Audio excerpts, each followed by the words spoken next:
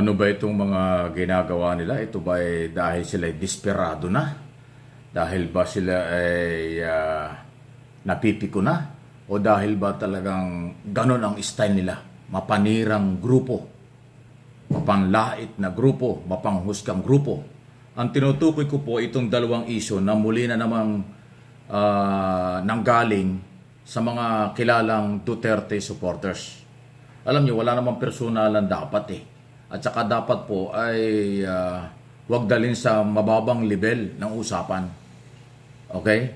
Pero dahil nga po sa siguro wala na silang depensa, wala na silang magawa kung hindi mga panlalait at saka hupang-husga ang ginagawa. Ang tinutukoy ko ay ito pong pinalabas. Naku, marami magagalit dyan.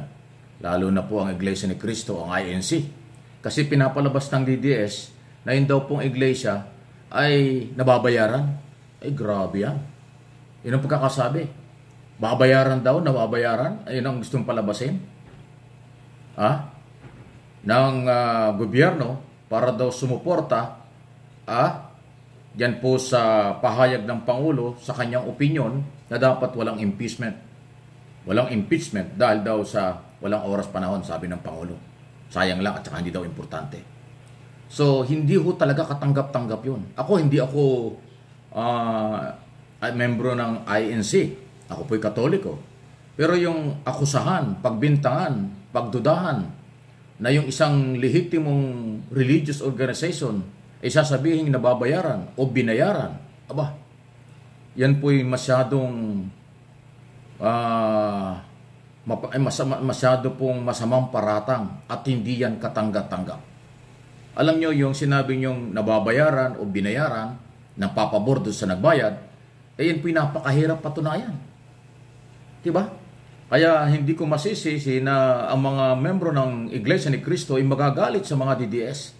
Magagalit sa mga nagpakalat nito. Ayaw ko nang tukuyin. Alam naman ninyo kung saan ang gagaling yan at personalidad. Dating nasa media pa yata yan di ba? Nagpapakalat nito. Isipin mo yon.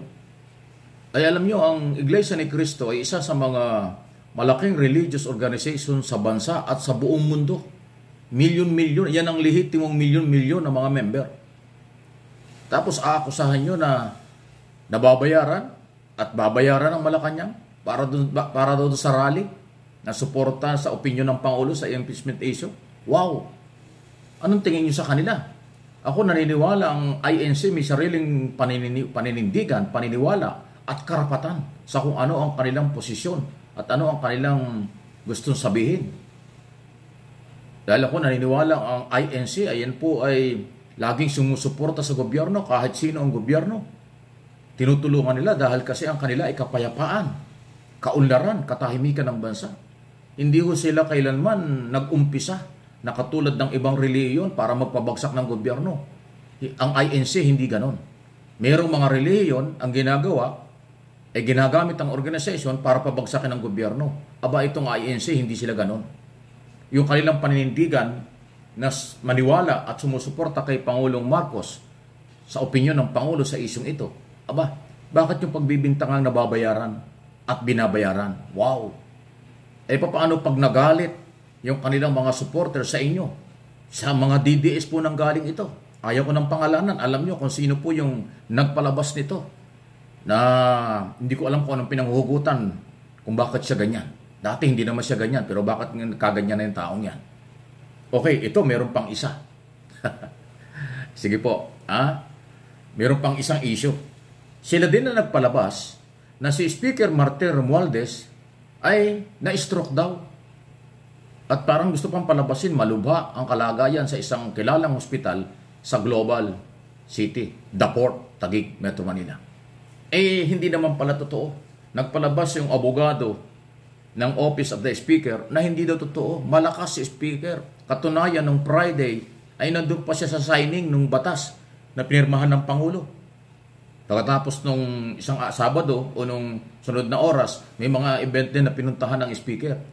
Bakit siya sinasabing na-stroke at malubha ang kalagayan sa isang hospital? Another fake news yan. So yung nagpakalat na ang iglesia ay nababayaran at nagpakalat na si Speaker ay na-stroke sa kanilang grupo. Kaya kayo paliit ng paliit eh. Kasi yung inyong mga balita at ang inyong mga sinasabi puro fake news. Puro paninira. Tapos siyempre, nagko-comment yung mga followers nila. Meron nga ako nabasa eh. Nagpasalamat pa dahil si speaker daw ina-hospital.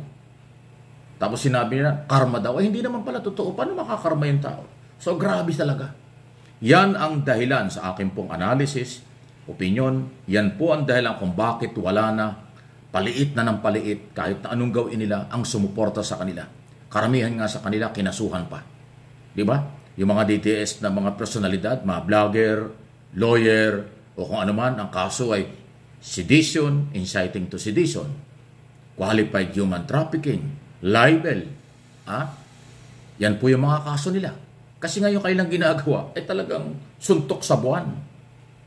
Para lang manira. Ang purpose nila, para magalit ang tao kay Pangulong Marcos. Magalit ang taong bayan sa gobyerno. Ay paano naman magagalit ang tao? Ay alam nilang paninira yung inyong ginagawa.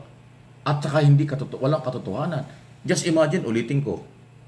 Yung Iglesia ni Cristo na napakalaking religious organization, sasabihin nyo na babayaran, binayaran para mag-rally? Anong tingin nyo sa kanila? Walang karapatan? Meron silang karapatan. Meron din silang paninindigan. At yung kailang karapatang yun, huwag natin pigilan. Hayaan natin sila. Irespeto na lang. Di ba? Pero yung sasabihin mong binayaran, nababayaran, may pagka-libelous yan. Baka idemanda kayo. Ay dadami na naman ang kaso nyo. So ayan, dalawang issue lang. Parehong galing sa DDS supporters na parehong hindi ka panipaniwala, parehong fake news, parehong paninira, parehong personal na issue. Iyan, inilalatag ko sa inyo. Ano pong inyong masasabi dito? Okay? At yun hong mga troll at mga buzzer, paikot-ikot lang kayo. Alam naman namin kung sino kayo. Kakaunti naman kayo. Hindi nga kayo makapagpakilala eh. Siguro sa takot nyo na baka makakasuhan kayo. Ay talagang makakasuhan kayo. Dahil nandyan yung mga batas, cybercrime law, nandyan din yung SIM card registration law. So ma-identify kayo. At yung malalim na relasyon ng law enforcement agency sa mga social media company.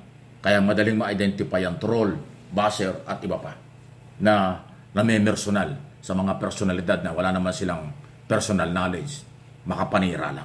Ayan. So, paki-like po ninyo, paki-share po ninyo itong video ito. Okay? Si Speaker Romualdez daw po, hindi po ako spokesman ni Speaker, hindi rin ako spokesman ng Iglesia. Si Speaker po ay maganda raw ang kalusugan, hindi totoong maestro. At malala, hindi malala. Ito naman hon si walang ganong balita. Ito namang INC ay hindi naman ho totoo yung mga akusasyon. Sinisiraan lang. Paano ba kayo sasuportahan? Sinasabi ng ibang grupo ng DDS, ang Iglesia raw sasama sa kanila. Pero may mga DDS naman, pinagbibintangan na babayaran. Paano? Wow! Talaga hong desperado. Wala nang magawa. Puro paninira na lang. Ay anong mangyayari sa kanila? At paano naman sila makakakuha ng suporta?